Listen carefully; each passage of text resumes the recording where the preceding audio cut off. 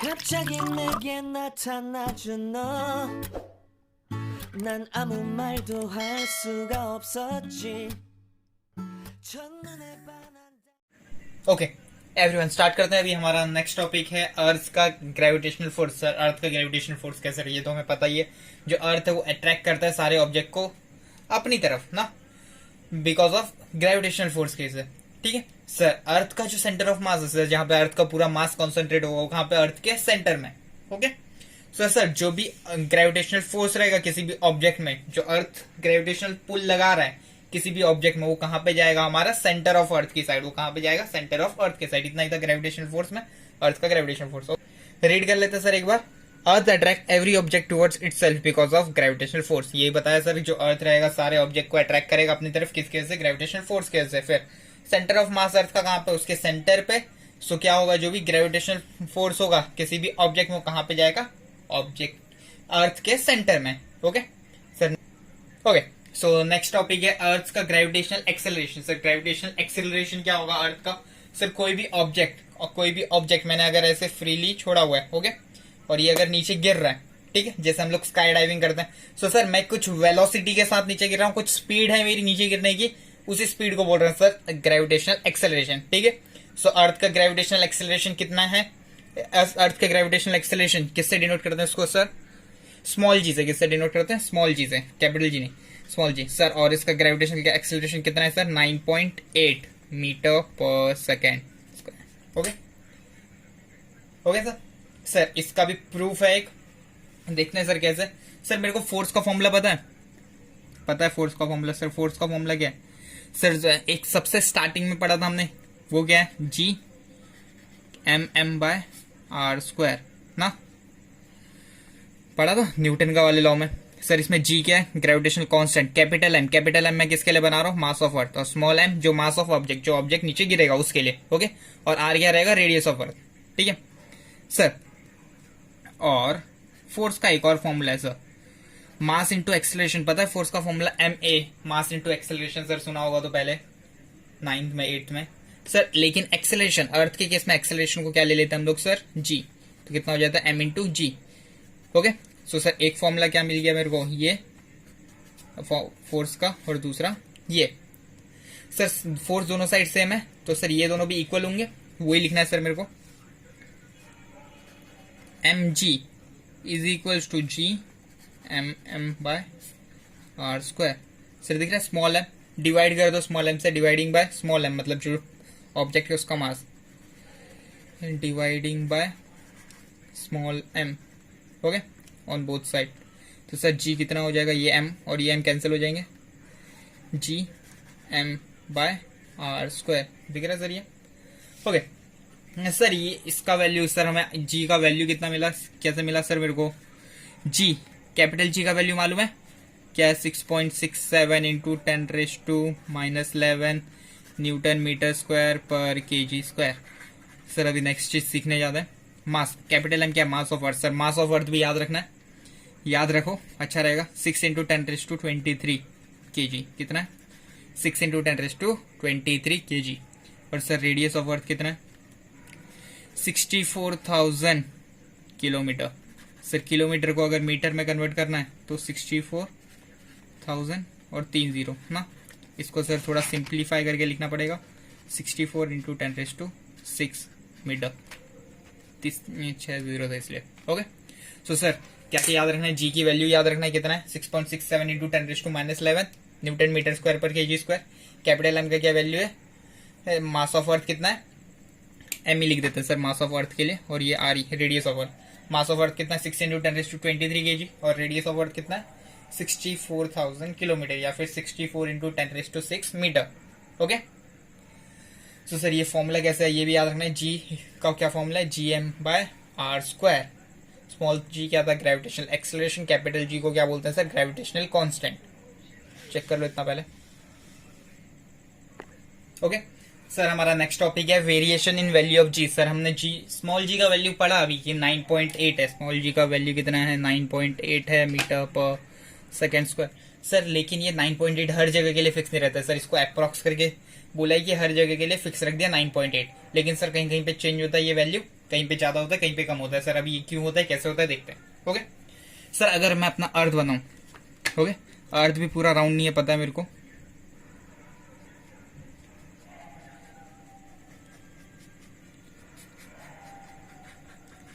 Sir ये भी ऐसा ही शेप है। कौन सा वाला शेप है सर, याद है हमें केपलर्स लॉ में कौन सा शेप था, इलेप्टिकल। सर वैसे ही सर, ओके।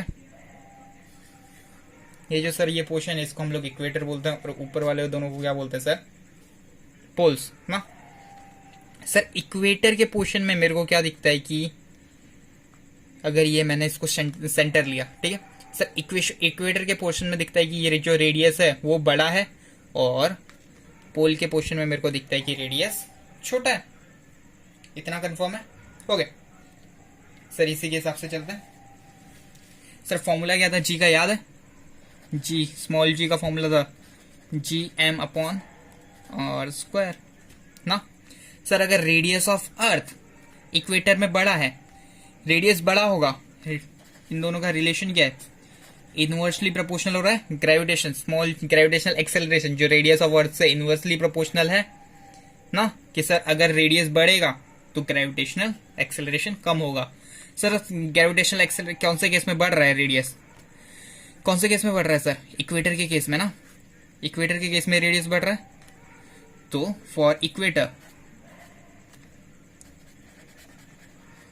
इक्वेटर के केस में क्या होगा सर, रेडियस क्या होगा, बढ़ रहा है ना। सर ग्रेविटेशनल एक्सेलरेशन क्या होगा, कम होगा। ओके सर फॉर पोल्स के केस में क्या होगा, रेडियस कम हो रहा है, कम हो रहा है ना सर रेडियस, क्योंकि वो बल्ज हुआ है, जो अर्थ है बल्ज हुआ है कहाँ पे, इक्वेटर के साइड में। रेडियस कम हो रहा है तो ग्रेविटेशनल एक्सेलरेशन बढ़ेगा। सर यही था पहला change along the surface. Surface के हिसाब से कैसे चेंज होगा।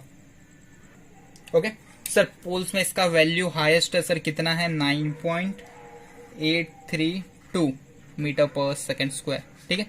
और सर वैसे इक्वेटर में सबसे कम है, इसका कितना है, 9.78 मीटर पर सेकेंड स्क्वायर। ओके सर इसका अप्रोक्सीमेट ले लेते हैं हम लोग कि 9.80 मानते हैं, ठीक है। 9.78, 9.832 सर इतना ही कम होता है, लेकिन हम लोग अगर कैलकुलेशन करना है तो अप्रोक्स कितना लेते हैं, 9.8। ओके डन, देख लो। फिर sir changes along the height.